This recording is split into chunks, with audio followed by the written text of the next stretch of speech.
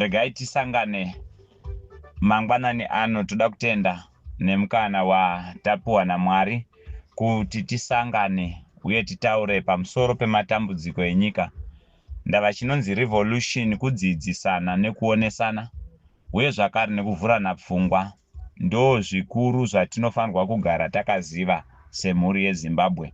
Ukaona usina mweya wekuteerera pakudzidziswa kwemasi, woziva kuti iwewe ndiwe unenge uri muvengi werevolution.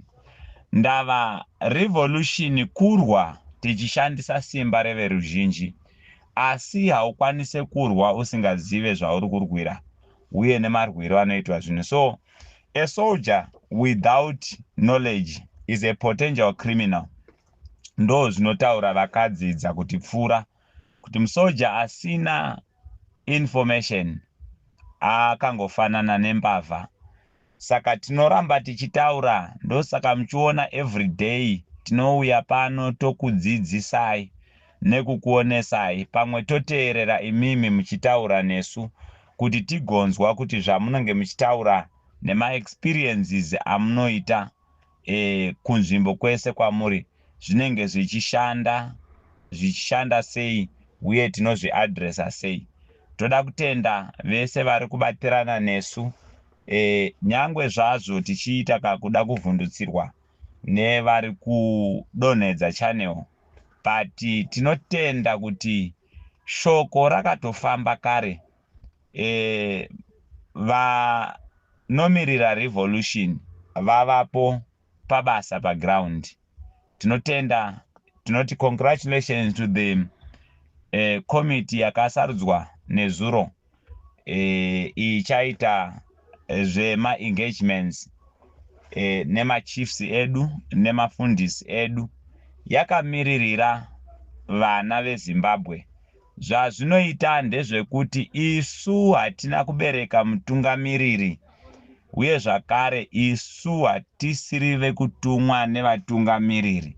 Tiri kutaura takamiririra vana veZimbabwe, Zimbabwe yese nekutambudzika kwayo nemaproblems atinoziva. Ndo zvinhu zvatiri kunamata kuti Mwari kudai vazvishandura uye zvakare tasvika pakushandira upenyu.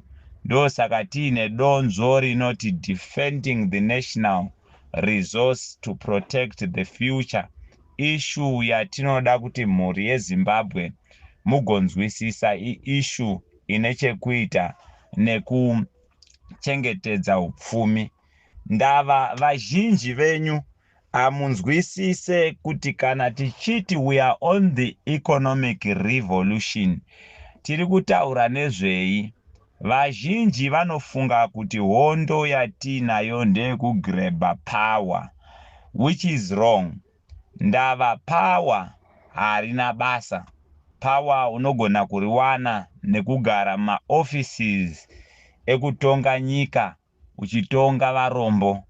Asi nyaya yatakatarisana nayo ndeyekuti, do we have strength and ability to control our resources?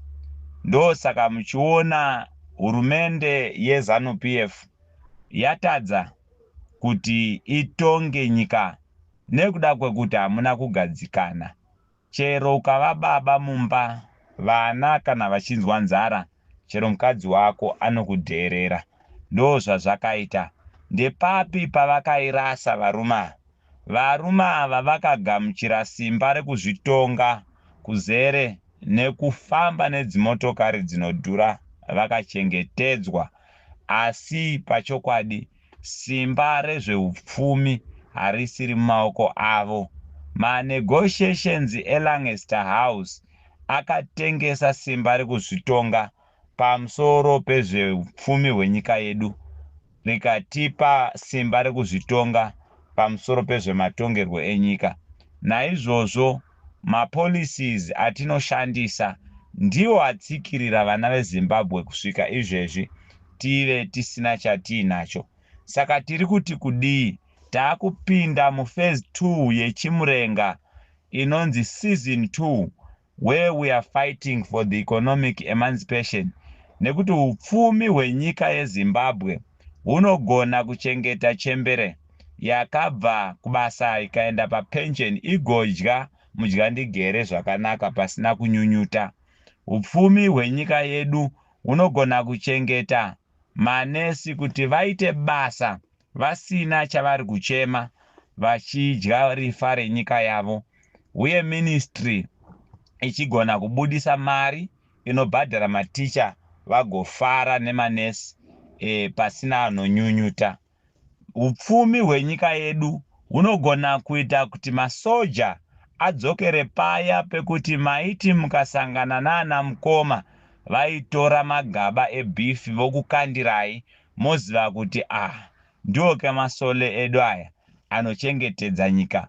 Todzoka paya pekuti vana vanopururudza puma ichifamba vana mukoma vachiwevha mhuri yeZimbabwe vachiziva kuti tiripo takakuchengetedzai. Ndo zvazvinoita vana baba vana Chimbwido nana Mujiba nemaWar veterans edu vanogona kudzoka paya pekudya mudyandigere wekuti takashanda. Ndava vamwe kaizvezvi vane mavanga epfuti dzavakapotswa nadzo, uye zvakare dzimwe dzakavafura panzvimbo dzisingaurayi. Vakatarisa vanga vachidya upfumi hwenyika vanoziva chavakashandira. Mazviona, ndo zvazvakaita. Asi chikuru ndechekuti upfumi hwenyika yedu hunogona kugadzira mabasa kuvana vedu vagobuda murodhi vasiyane nemutoriro votanga kuenda kubasa vachiita basa vachishanda. Izvozvo zvinoitwa nekuda kwokuti Mwari vachivanza homwe yenyika pasi pevhu reZimbabwe vakanga vachizviziva kuti mhuri inoda kudya. Naizvozvo isu tiripo pakuzorwa kuti tidzosere zvinhu nenzira yazvaifanira kunga zvakamira zvakaita. Tinoda kutenda vese vari kuita moyo munyoro uye moyo murefu panyaya dzerevolution, nekuda kwokuti ndiko kukunda kwatiinako, uye zvakare ticharamba tichienderera mberi. Zvino economic revolution ine ropa uye zvakare ine kuparara kweupenyu panguva yamunenge muchirwa, nekuda kwekuti vanochengetedza upfumi vanenge vasingade kuti musvike padyo nepoto inodyiwa. Nhau iripo ndiyoyo yekuti ndiani ari kubhenefita paupfumi hwatiinahwo munyika medu sevana veZimbabwe. Ndava akauya achititorera upfumi nenzira yeudzvanyiriri akanga achida upfumi ihwohwo, asi nhasi aida upfumi ihwohwo ari kuhuwana but nenzira yokupesvedzera neukopokopo. Akagara panegotiating table, Mutema Seni ndiye anotambira fufuro yekuendesa simba rezveupfumi kunze kwenyika. Isu mhuri yeZimbabwe tononga svosve nomuromo, asi chaakabata ipawa. Saka nhasi ndiri kuda kuti kudii, ndoda kutsiura mhuri yeZimbabwe kuti mukaona nyika yatarisana nematambudziko akadai, we don't fight power using emotions. Ndo chinhu chekutanga chamunofanirwa kuziva. Hatirwe nesimba tichishandisa ma-emotions. Ndava tinoparara, asi we need to use wisdom and make sure that we find each other as the people of Zimbabwe. Ndo saka makaona kuti kubva ndichiuya pachannel pano tiri kukurudzira kubatana kwevana veZimbabwe, kuita kuti tizive kuti the common purpose ndiye kusimudzirwa mune zveupfumi yatinoti economic emancipation to the people of Zimbabwe. Chekutanga tigone isu kuti tizviriritire nesimba redu nekushanda kwedu isu sevana veZimbabwe. Tinogona kuita self-dependence, tigodya zvatinorima uye tigopfeka zvatinogadzira isu vana veZimbabwe, tichishandisa upfumi neushamwari nedzimwe nyika, asi ndokunge tiino utungamiriri hwakanaka. Hazvaigona kuti tiite 95% of unemployment, tiine goridhe, tiine lithium, tiine diamond, tiine zvese zvatiinazvo, uye tiine varimi vanogona kurima cotton tichipfeka zvemabhero. Ndo zvinoratidza kuti utungamiriri hausi kufamba zvakanaka. Saka kana tichiti ZANU-PF ngaiende neutungamiriri hwayo, tiri kutaura kuti vatadza kugadzira mitemo inosimudzira mhuri yeZimbabwe. Haisiri nyaya yekurwira nhingi kuti apinde mupawa kana kuti nhingi kuti apinda mupawa. Isu hatina kubereka munhu. Tiri kutaura kuti takatarisa kuti zvinhu zvakamira sei, zvine evidence yakakwana kuti ZANU-PF yatadza kutonga nyika yeZimbabwe. Naizvozvo ngaiende President Mnangagwa neutungamiriri hwavo ngazviende nekuda kwokuti vatadza. Izvozvo is a political statement yatinotaura on the platform of factuals. Tinotenda kuti Mwari vanotitendera kuti tiite zvinhu izvozvo. Hakusiri kudherera asi kutaura chokwadi. Naizvozvo system tiyava Mnangagwa tinoti ngaiende nei? Tinoti ngaiende system yava Mnangagwa nekuda kwokuti yatadza kunegotiata neushamwari hwayo kuti huye huchiita set up mafactories munyika kuti vana veZimbabwe vagone kuwana mabasa. Hatirambi kuti ngatitenga nekutengeserana lithium, asi lithium batteries acho ngaaregedze kutengeserwa munyika yedu as a marketplace, ambogadzirirwa kure. Ndava lithium inowanika munzvimbo yedu. Abolish the exportation of mineral ores. Ngavauye vachisetapa manegotiations akasatarisa ikoko, munosiya upfumi hwedu huri muvhu. Hatina chatinoramba uye hatina chatinotya. Vakasiya vana mbuya nehanda, vakasiya mimwe midzimu yenyika ino, upfumi hwohwo huri muvhu. Ndosaka tichihuwana nhasi. Saka isu we have got an obligation yekuchengetedzawo zvakare upfumi hwohwo kuti ugozvishandira vana vedu. Hatirambe kutenga maring, but ngaigadzirwe munyika medu nekuti gold ndo mariri kubuda. Pamuri kutora upfumi hwedu muchitengesera mashamwari yenyu vachinogadzirira ikoko, ndo zvakonzera nhasi kuti tinge tiine a massive externalization of the citizens vachinotsvaga mabasa. Isu wacho tisina chatirikwana. Vari kuuya vachiita mamaini vanokupai 15% yavanoti ndo yeVET. Ndo pamunobawo zvakare ipapo mopedza hapana chinodevelopa munyika but upfumi huchienda.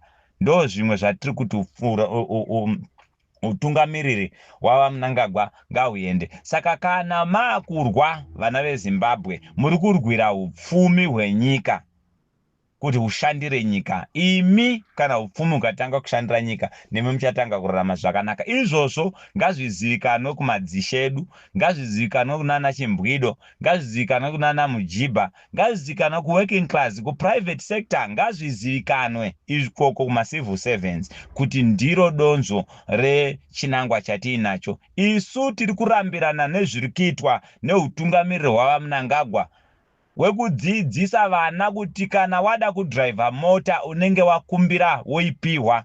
Ndosaka taakuita vapengo nhasi vari kumuka vachizora huchi. Ndava kutsvaga recognition ka, tavapa battle of recognition. Mukazvitarisa izvezvi vanhu vari kutsvaga karelevance. Vamwe vakuenda muzvivhitivhiti vachishandisa nzira dzana Facebook content creation yatova employment muZimbabwe. Vamwe vakungomuka vachitaridza mapendi zvinonyadzisira zvakuiswa papublic domain kutsvaga mararamiro.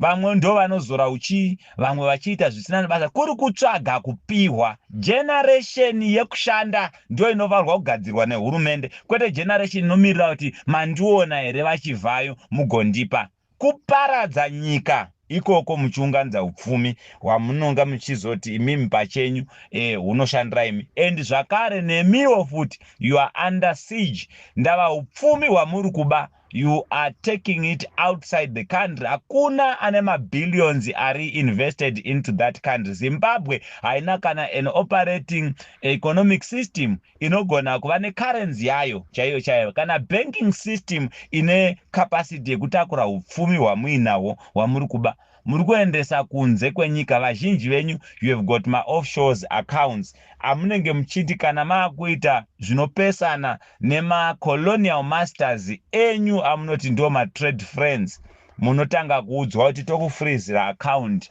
mugotya kutenga ambulance yekuti mubatsire nyika. Ndava munofanirwa kuita zvinhu zvinofadza amunoshanda naye muchiitira kuchengetedza upfumi hwenyika hwamakabudisa kunze. Vana veZimbabwe vachinhonga svosve nomuromo. Saka isu sevachidiki uye zvakare sevatema, our strength is in our identity as Zimbabweans and as Africans. We only need to discover our purpose. Shandai nesu mukubatanidza nyika. Ndo saka taestablisha committee ichatanga kufambira madzishe nevafundisi vachitaura matambudziko enyika. Toda kutenda war veterans atinoshanda nawo, hatisiri kurwa, hatisiri kuita anything, asi we want to trumpet blow ma problems enyika. Zviri nani tinetseke takabatana, ti-isolate zvigananda, isu tigone kurwira kubudirira kubudikidza nezvatinazvo. Zvese izvi zvakamboitika. Ma-Arab nations vakachimasta chigemu ichi. Ndo saka muchiona kuti Kuwait kanzvimbo kadiki diki kanyika kanonzi Kuwait. But Kuwait dinar is the strongest currency in the world. Inooniwa nekanzvimbo kadiki nekuti vakagona kumaneja oil inowanika munyika yavo kuti ishandire nyika yavo.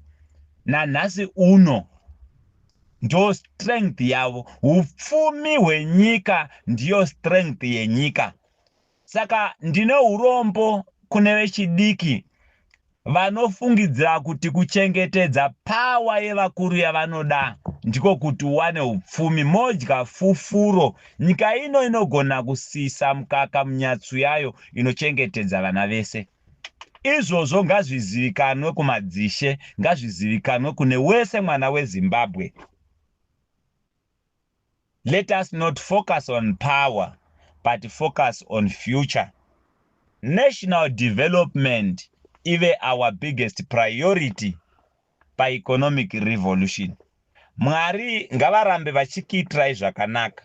Saka delegation yedu yakutanga kufamba machief. For security reasons hatina mepu yatinokuudzai kuti tichabva kuti tichenda kumachief edu. Tinozviziva kuti tinogona kusvika kuchinzi mofanirwa kubhuka, asi tichangosvika patinenge tatambirwa tinogara todya zvepo nesu tosiya zvepo. Asi patarambiwa tinozunza guruva. Hakuna ane zvombo, hakuna ane dambudziko rekuti akabata mapanga kana matemo. No, vana vakazvininipisa pahukuru hwenyika. Toda kudzosera machief edu paya pavakange vari, vakachengetedza unhu hwenyika. Tochema misodzi yedu ikadonhera pachivanze chemadzishe enyika ino. Zvikuru zvichaitika. Ngavauye kurutivi rwevanhu kuti nyika yedu igosununguka. Ndava tine upfumi hwatinahwo nekuti vakange varipo vakagona kutichengetera. Ngatichengetei upfumi. Saka muchatambira madelegations. Hatisi kutuma, I will be part of those delegations. Tichienda mberi. Toda kutenda. Hatidi kuti tisiye nyika ino ichienda padambudziko. Vakange vakatikomba nekutipamba vakashandisa nzira idzodzo. Vakaona kuti pfuti dzarira, mabara anetsa, miseve kubva pakatanga hondo yechimurenga. Ndokuti regai titore vashoma tivaise pamberi, tigone kutora upfumi hwenyika dzeAfrica tichishandisa vashoma. Ndokuvapa mari dzakawanda kuti vave mabillionaires. Ndosaka muchiona kuti vazhinji vacho vane mari. Kasaita zvinoda vekunze kwenyika unogona kuurawa. Nhasi uno tine mapresident vanoita advocate for the lesbianism and gayism. Zviri against the culture yevatema, but pane anototi ipai ma-equal rights kuvakadzi. Izvozvo ndo kurasika kweunhu hwacho. Ndava anotiudza izvozvo ari kuziva kuti arida kukonzera nyonga. Kana ukaramba, tinaye Magufuli, I think munoaziva President Magufuli. Hatina kuita nguva yakareba nekuda kwekuti vakadefya ma-orders ema-colonial masters. Svikira nhasi uno, we are speaking of history. Isu hatidi kusvika palevel yeLibya. Ndava Libya yakanga ine mutungamiriri anonzwisisa kuti kuchengetedza upfumi hwenyika kunoita kuti nyika iyoyo irarame nerunyararo, uye vanhu vanosimukira mune zveupfumi yatinoti economic emancipation. Ndo saka akati imi kana muri muno zhinji yemashandire zvizhinji zvemashandiro atichaita zvichabenefita hurumende. Oil yemuno ngaigare muno. Ndiye mumwe chete akanga achiti ngatiende kuUnited States of Africa varume, akafanda mari yakawanda kugadzira yavanoti Organization of African Unity. Vanoiziva vana President Mnangagwa. Asi nekuda kwokuti vanhu vakanga vakabatwa nemakaro, they wanted to keep on the borders, vagoramba vachidya semadyire avari kuita. Ndosaka muchiona kuti iko zvino mapresident emuSouth Africa vane mashares kuma countries akafanana na Zimbabwe. Vazhinji maministers venzvimbo dzakasiyana-siyana vane mashares kuna na DRC, kunonzi kuri maintainwa peace. Kune vamwe vari kuchengetedza ikoko upfumi hwavo nemigodhi yavo ikoko iri kuvapa upfumi, vachinostasha upfumi hwacho kunze kwenyika. Saka nyaya yemaborders iriregedza kuparadzwa nekuda kwokuti vari kudya nazvo. Isu chatinogona kuita, ngatichibatanai sevana veZimbabwe. Libya chii chakazoitika? Makazviona kuti Gaddafi, Muammar Gaddafi abata secret yekuti upfumi hwenyika hunogona kuraramisa vanhu. Makazoona kuti munguva diki yaakanga aripo Gaddafi, vakange vachiwana mvura yemahara, free water, vaikwanisa kuwana magetsi emahara. Hakuna munhu muLibya akanga asina pekugara. Ndava Gaddafi akange aine policy yekuti iye ndiye achapesera kuita rufu pamusoro wake nevabereki vake kusvikira vana vese vemuLibya vawana. Ndiye president akanga achipa anonzi family start up grants ekuti kana muchingobva kuroora maipihwa $5,000 nguva yacho iyoyo kuti munotanga family. Vana vechikoro vaenda kunodzidza mahara, uye zvakare vachishandisa upfumi hwenyika yavo. Ndo zvazvakaita. Ndava Mwari vakada Africa, nokudaro vakaita kuti tive neupfumi hwakawanda. Saka hatide kudestabilize nyika tichirwira power, tichiregedza upfumi huchienda. Ndo zviri kuitika kuDRC. Vari kutsvaga kuona kuti toisa peace. Mapeacekeepers ariko ndo vari kuprovoka zvese zviri kuita. Izvozvo madzishe edu anofanirwa kuzviziva kuti tikasiya dambudziko riri kuitwa nemapolitician muno munyika yedu yeZimbabwe, tichasvika palevel yatichange tisisina hunhu, uye zvakare tichatanga kuita hondo. Nhasi uno tine vana vazhinji vakafa vachirwira nyaya dzepower. Naizvozvo tiri kuti isusu sevana veZimbabwe, we need to rectify the status quo. Mwari ngavakuitirei zvakanaka mhuri yeZimbabwe. Chengetedzwai naMwari uye murambe muchisimba panyaya dzekuchengetedza upfumi hwenyika. Mazviita.